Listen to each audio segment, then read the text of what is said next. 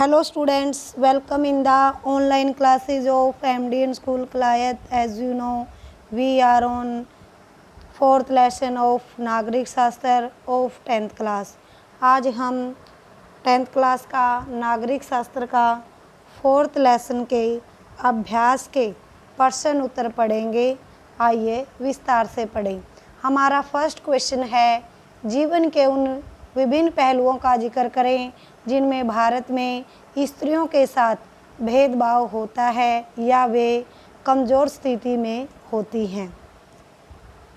भारत में महिलाओं के साथ निम्नलिखित क्षेत्रों में भेदभाव होता है। सबसे पहले क्या है, रोजगार। मतलब क्या है, जो ऊंची तनख्वाह वाले और ऊंचे पदों पर महिलाओं की नियुक्ति करने से संकोच किया जाता है। कहने का अर्थ है रोजगार के मामले में, मतलब जहाँ ऊंचा पद होता है, मतलब ज़्यादा तनख्वाह होती है, उस ऊंचे पदों पर महिलाओं की नियुक्ति करने में क्या है, संकोच किया जाता है, हिचकिचाते हैं। ऐसे पदों पर महिलाओं की अपेक्षा पुरुषों को नियुक्त किया जाता है। कहने का अर्थ है महिलाओं की बजाय क्या है, ऊंचे पदों पर किसको नियुक्त किया जाता है, पुरुषों को नियुक्त किया जाता है। ये तो था क्या है, रोजगार के आधार पर जो भेदभाव है। अब क्या है, वेतन। समान मजदूरी से संबंधित अधिनियम में कहा गया है कि समान काम के लिए समान मजदूरी दी जाएगी। कहने का अर्थ है समान मजदूरों से संबंधित अधिनियम में क्या कहा गया है, यदि हम समान काम करेंगे यानी बराबर काम करेंगे, उसके लिए समान यानी बराबर मजदूरी दी जाएगी। लेकिन काम के प्रत्येक क्षेत्र यानी सिनेमा, खेलकूद की दुनिया से लेकर खेत खलिहान तक मजदूरी देने के मामले में महिलाओं के साथ भेदभाव किया जाता है, अर्थात उन्हें कम मजदूरी दी जाती है। कहने का अर्थ है जो काम तो क्या है, जो महिलाएं बराबर करती हैं, और इसके अंदर क्या है, उदाहरण के तौर पर यदि महिला और पुरुष बराबर कार्य कर रहे हैं, मजदूरी कर रहे हैं, तो क्या है, महिलाओं को क्या है, पुरुषों के बराबर समान मजदूरी नहीं दी जाती, कम मजदूरी दी जाती है। इसलिए क्या है, वेतन के आधार पर भी क्या है, महिलाओं के साथ भेदभाव होता है। सामाजिक सम्मान। भारत के अनेक हिस्सों में माँ बाप को केवल लड़के की चाह होती है। कहने का अर्थ है भारत के अनेक ऐसे हिस्से हैं जिसमें माँ बाप को केवल सिर्फ किसकी, लड़के की चाह होती है। वे लड़की को जन्म से पहले ही ख़त्म कर देते हैं। लोगों के घटिया मानसिकता के कारण लड़कियों को समाज में सम्मान नहीं मिल पाता। कहने का अर्थ है भाई क्या है, कुछ हिस्सों में ऐसा है जहाँ माँ बाप लड़के की ज़्यादा चाह रखते हैं और जो लड़की को क्या है, जन्म लेने से पहले ही उसको क्या है, ख़त्म कर देते हैं। और इसके कारण जो लोगों की जो घटिया मानसिकता है, उसके कारण लड़कियों को समाज में सम्मान नहीं मिल पाता। राजनीति। राजनीति के क्षेत्र में भी महिलाओं के साथ भेदभाव होता है। भारत में कुल जनसंख्या में का लगभग 50% महिलाएं हैं, लेकिन क्या है, संसद में उनका प्रतिनिधित्व कितना है, सिर्फ केवल 8.3%। इसलिए क्या है, राजनीतिक मामलों में भी महिलाओं के साथ भेदभाव होता है। शिक्षा। महिलाओं के साथ शिक्षा के क्षेत्र में भी भेदभाव किया जाता है। ग्रामीण क्षेत्रों में लड़कियों को पढ़ाने के लिए स्कूल नहीं भेजा जाता। कहने का अर्थ है जो ग्रामीण क्षेत्रों में क्या है, गांव में लड़कियों को पढ़ने के लिए क्या है, स्कूल नहीं भेजा जाता। सन 2011 के अनुसार भारत में महिलाओं की साक्षरता दर कितनी थी, 65.46%, जबकि पुरुषों की साक्षरता दर कितनी थी, 82.14% है। इसलिए क्या है, महिलाओं को के साथ क्या है, शिक्षा के अंदर भी भेदभाव होता है। मतलब जो गांव में लड़कियों को पढ़ने के लिए स्कूल नहीं भेजा जाता, इसलिए क्या है, साक्षरता दर में महिलाएं पुरुषों से पीछे हैं। नेक्स्ट हमारा आर्थिक स्वतंत्रता। बहुत कम महिलाएं आर्थिक रूप से क्या है, स्वतंत्र हैं। उन्हें अपनी छोटी छोटी आर्थिक ज़रूरतों को पूरा करने के लिए पुरुषों से ही धन मांगना पड़ता है। कहने का अर्थ है भी जो आर्थिक स्वतंत्रता है बहुत कम, मतलब बहुत कम महिलाएं आर्थिक रूप से स्वतंत्र यानी अपने ऊपर डिपेंड हैं। और जो अपनी छोटी छोटी उनकी जो आर्थिक ज़रूरतें होती हैं वो क्या है, किससे पूरी करती हैं, मतलब पुरुषों से धन मांगकर अपनी छोटी छोटी आर्थिक ज़रूरतों को पूरा करती हैं, यानी पुरुषों पर डिपेंड रहना पड़ता है। जबकि महिलाएं पुरुषों की अपेक्षा रोजाना 1 घंटा अधिक काम करती है। कहने का अर्थ है जो महिलाएं हैं पुरुषों से ज़्यादा कार्य करती हैं, हर रोज़ 1 घंटा ज़्यादा कार्य करती हैं, लेकिन उनको घर के किए गए कामों के पैसे नहीं मिलते। कहने का अर्थ है जो महिलाएं घर में कार्य करती हैं, घर में कार्य करने के उनको कोई पैसे नहीं मिलते। मतलब ये कहते हैं, मतलब ये तो क्या है, इनका कार्य है घर का कार्य करना और ये इनकी जिम्मेवारी है। इसलिए क्या है, महिला के घर के कार्य का कोई मूल्य नहीं है और इसलिए क्या उनको घर के काम के कोई पैसे नहीं मिलते। हमारा सेकंड क्वेश्चन है, विभिन्न तरह की सांप्रदायिक राजनीति का ब्यौरा दें और सबके साथ एक एक उदाहरण भी दें। सांप्रदायिक राजनीति के 4 प्रमुख रूप हैं जिनका वर्णन इस प्रकार है। धार्मिक श्रेष्ठता का अंधविश्वास। सांप्रदायिकता की सबसे आम अभिव्यक्ति दैनिक जीवन में ही दिखती है। मैंने कल बताया था जो सांप्रदायिकता क्या है, ऐसी विचारधारा जिसमें अपने धर्म को सर्वश्रेष्ठ माना जाता है और अन्य धर्मों को क्या है, हीन और घटिया दर्जे का माना जाता है, उसको क्या कहते हैं, सांप्रदायिकता। इनमें धार्मिक पूर्वाग्रह, धार्मिक समुदाय के बारे में बनी बनाई धारणाएं एवं एक धर्म के दूसरे धर्म से श्रेष्ठ मानने की मान्यताएं सम्मिलित होती हैं।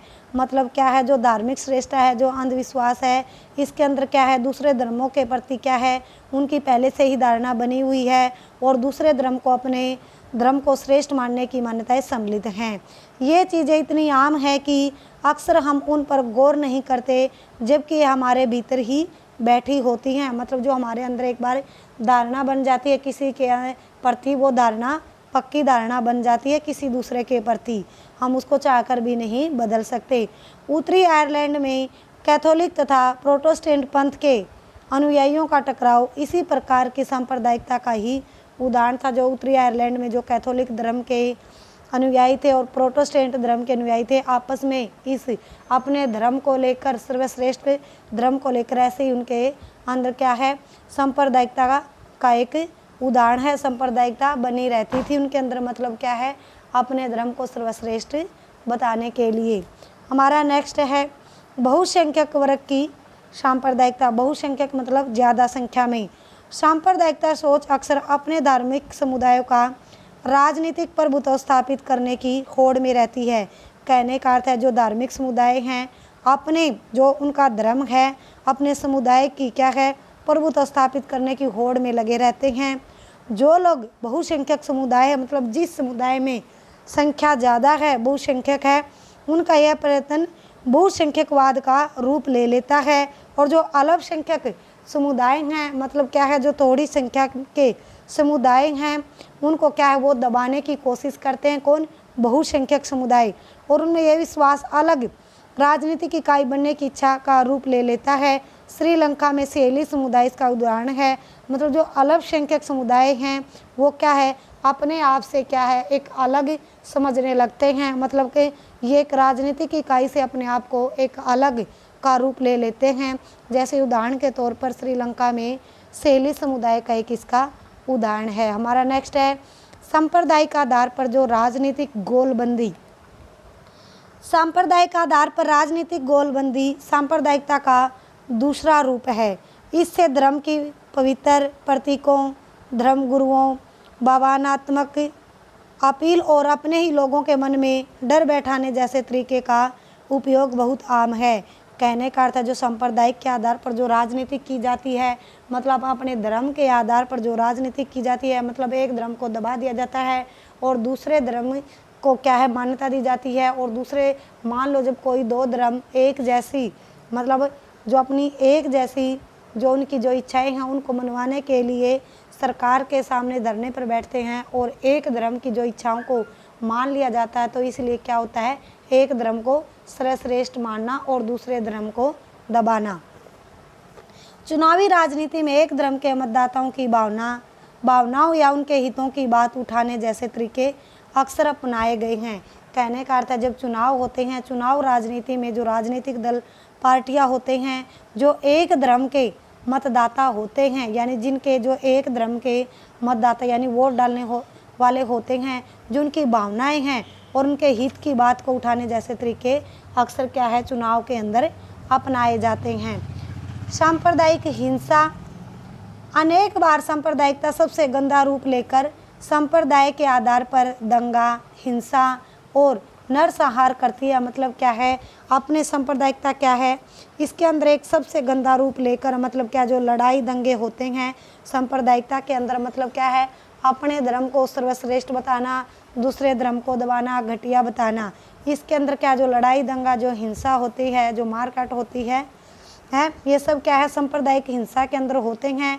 और विभाजन के समय जब बंटवारा हुआ था भारत और पाकिस्तान में, भय सांप्रदायिक दंगे हुए थे। मतलब क्या है लड़ाई दंगे हुए थे जब किसको लेकर, धर्म के आधार पर लेकर, जब भारत और पाकिस्तान दो देश में बट गया था। और स्वतंत्रता के बाद भी बड़े पैमाने पर सांप्रदायिक दंगे हुए हैं। जब स्वतंत्रता के बाद भी क्या है बड़े रूप से भारत और पाकिस्तान के अंदर क्या है सांप्रदायिक दंगे हुए हैं। हमारा थर्ड क्वेश्चन है, बताइए कि भारत में किस तरह अभी भी जातिगत असमानताएं जारी हैं। मतलब जाति के आधार पर जो असमानताएं हैं। भारतीय संविधान में छुआछूत की समाप्ति का प्रावधान किए गए थे। मतलब संविधान के अंदर जो जाति के आधार पर जो छुआछूत था उसके लिए क्या है प्रावधान किए गए थे। मतलब उसके लिए मतलब जाति के आधार पर कोई भेदभाव नहीं होगा और सभी नागरिकों को क्या है समानता का अधिकार, स्वतंत्रता और शोषण से मतलब जो शोषण होता है उसे मुक्ति के अधिकार प्राप्त हैं। किंतु अभी भी समकालीन भारत में जो जाति व्यवस्था विदा नहीं हुई है, मतलब जो जाति के आधार पर जो भेदभाव होता है वो अभी भी खत्म नहीं हुई है। भारतीय समाज में निम्नलिखित रूपों से जाति व्यवस्था पाई जाती है। सबसे पहले क्या है विवाह संबंध।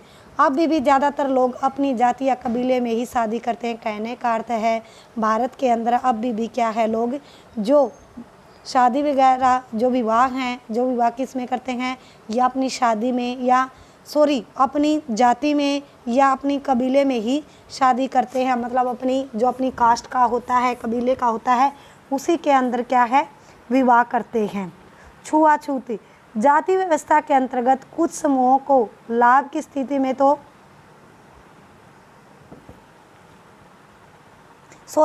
क्या है ये थोड़ी मिस्टेक हो गई थी। मतलब छुआछूत, स्पष्ट संवैधानिक प्रावधान के बावजूद छुआछूत की प्रथा अभी भी पूरी तरह समाप्त नहीं हुई है। कहने का अर्थ है मतलब क्या है जो जाति के आधार पर जो मतलब उच्च जाति मतलब नीची जाति के साथ जो छुआछूत वाली जो प्रथा अपना रखी है वो अभी भी क्या है पूरी तरह से समाप्त नहीं हुई है। आर्थिक क्षेत्र, जाति व्यवस्था के अंतर्गत कुछ समूहों को लाभ की स्थिति में तो कुछ समूहों को दबा कर रखा गया। कहने का अर्थ है आर्थिक क्षेत्र के अंदर मतलब कुछ ही जाति के अंतर्गत मतलब जाति व्यवस्था के अंतर्गत कुछ समूह को तो लाभ मिलता है और कुछ समूह को क्या है लाभ से वंचित रखा जाता है, उसको दबा कर रखा गया है। यह सब किस पर होता है, जाति पर आधारित है। इसका प्रभाव सदियों बाद आज तक भी आज क्या है वर्तमान में भी देखा जा रहा है, नज़र आता है। शिक्षा, जिन जातियों में पढ़ाई लिखाई का चलन पहले से ही मौजूद था तथा जिनकी शिक्षा पर पकड़ थी, आधुनिक शिक्षा व्यवस्था में उन्हीं जातियों का बोलबाला है। कहने का अर्थ है जिन जातियों में क्या है शुरू से ही पढ़ाई लिखाई का चलन सबसे पहले मौजूद था, जिस जाति के जो सबसे पहले से क्या है पढ़े लिखते आ रहे हैं वो आज भी उन्हीं जाति की क्या है उन्हीं की शिक्षा ज़्यादा जोर पकड़ रही है और आधुनिक शिक्षा में भी उन्हीं जातियों का बोलबाला है जो पौराणिक समय में जो जातियाँ पढ़ाई लिखाई का चलन था। और जिन जातियों को पहले शिक्षा से वंचित रखा जाता था उनके सदस्य अब भी स्वाभाविक रूप से क्या है पिछड़े हुए हैं। कहने का अर्थ है जिन जातियों को पहले भी क्या है शिक्षा से दूर रखा जाता था आज भी उनके सदस्य अब भी स्वाभाविक रूप से शिक्षा के क्षेत्र में क्या है पिछड़े हुए हैं। हमारा नेक्स्ट क्वेश्चन है, दो कारण बताएं कि क्यों सिर्फ जाति के आधार पर भारत में चुनावी नतीजे तय नहीं हो सकते। सिर्फ जाति के आधार पर भारत में चुनावी नतीजे निम्नलिखित कारणों से तय नहीं हो सकते। हमारा फर्स्ट हेडिंग है विशाल संसदीय चुनाव क्षेत्र। देश के किसी भी एक संसदीय चुनाव क्षेत्र में किसी एक जाति के लोगों का बहुमत नहीं है। कहने का अर्थ है देश के किसी भी एक संसदीय चुनाव क्षेत्र में एक ही जाति के लोगों का बहुमत नहीं है, इसलिए प्रत्येक पार्टी और उम्मीदवार को चुनाव जीतने के लिए एक जाति तथा एक समुदाय से अधिक लोगों का विश्वास हासिल करना पड़ता है। कहने का अर्थ है एक क्षेत्र के अंदर क्या, भारत के अंदर क्या, एक क्षेत्र के अंदर एक ही जाति के लोग नहीं रहते, क्योंकि भारत में क्या है, सभी जातियों के लोग मिलजुल कर रहते हैं। इसलिए क्या है, प्रत्येक पार्टी के जो उम्मीदवार हैं उनको चुनाव जीतने के लिए मतलब एक जाति एक समुदाय का से मतलब एक जाति या एक समुदाय से अधिक लोगों का विश्वास हासिल करना पड़ता है। किसके लिए? चुनाव जीतने के लिए। हमारा नेक्स्ट हेडिंग है एक जाति के एक से अधिक प्रत्याशी। मतलब यदि किसी चुनाव क्षेत्र में एक जाति के लोगों का प्रभुत्व माना जा रहा है तो वहाँ अनेक पार्टियों को उसी जाति का उम्मीदवार खड़ा करने से कोई रोक नहीं सकता।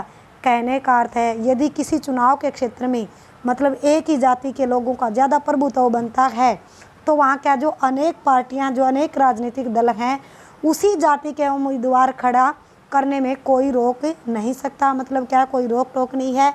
मतलब जो अनेक पार्टियाँ, जो राजनीतिक दल हैं, मतलब उसी जाति के उम्मीदवार को खड़ा कर सकते हैं।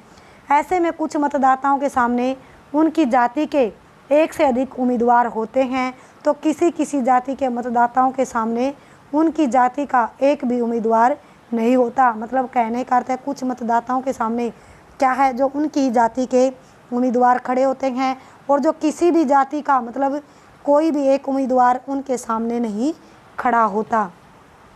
हमारा नेक्स्ट क्वेश्चन है भारत की विधायिकाओं में महिलाओं के प्रतिनिधित्व की स्थिति क्या है?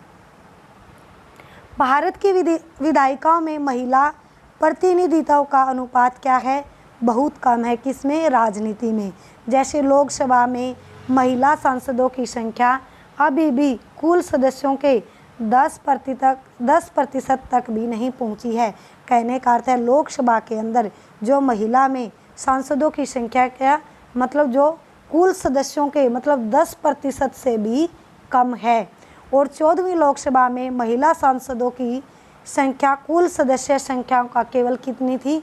8.3% हिस्सेदारी थी, भागीदारी थी। किसकी? लोकसभा में महिला सांसदों की संख्या। और राज्य की विधानसभाओं में उनका प्रतिनिधित्व तो 5% से भी कम है। यानी जो राज्य की विधानसभाओं में महिलाओं की जो हिस्सेदारी है, भागीदारी है, वो कितनी है? 5% से भी कम है। इस मामले में भारत का नंबर विश्व के देशों में बहुत नीचे है। मतलब कहने का अर्थ है इस मामले में भारत क्या है, और देशों से पीछे है। कि इस मामले में महिलाओं की राजनीति में जो भागीदारी है, जो हिस्सेदारी है। और भारत इस मामले में लातिन अमेरिका और अफ्रीका के कई विकासशील देशों में पीछे है। किस मामले में? महिलाओं की राजनीति में हिस्सेदारी में क्या है, भारत पीछे है कई भी विकासशील देशों से। और कभी कभी कोई महिला प्रधानमंत्री और मुख्यमंत्री की कुर्सी तक आ गई है, किंतु मंत्रिमंडलों में पुरुषों का ही वर्चस्व रहा है। कहने का अर्थ है यदि भारत के अंदर कोई महिला प्रधानमंत्री बन गई है या मतलब मुख्यमंत्री बन गई है, मतलब प्रधानमंत्री या मुख्यमंत्री तक की कुर्सी तक पहुंच गई है, तो मंत्रिमंडल में क्या है, पुरुषों का ही वर्चस्व यानी पुरुषों का ही दबदबा रहता है। क्योंकि जो मंत्रिमंडल के अंदर क्या है, पुरुषों का ही वर्चस्व रहता है। किससे? महिलाओं से ज़्यादा किसका? पुरुषों का। अब हमारा नेक्स्ट क्वेश्चन है किन्हीं 2 संवैधानिक प्रावधानों का जिक्र करें जो भारत को धर्मनिरपेक्ष देश बनाते हैं। हम निम्नलिखित तथ्यों के आधार पर कह सकते हैं भारत एक धर्मनिरपेक्ष राष्ट्र है, क्योंकि भारत का अपना कोई धर्म नहीं है। भारत के अंदर जितने भी धर्म हैं सबको क्या है, समान माना गया है।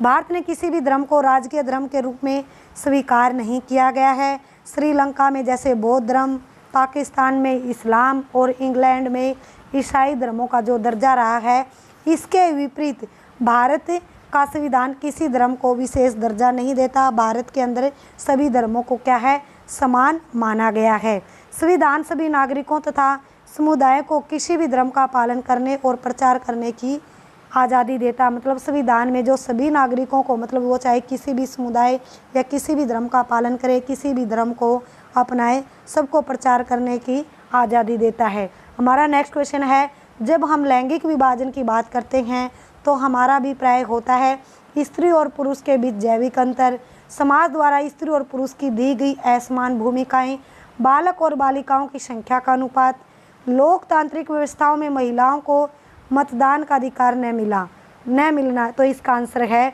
जो लोकतांत्रिक व्यवस्था के अंदर क्या, लोकतांत्रिक व्यवस्था क्या है, एक समानता व्यवस्था।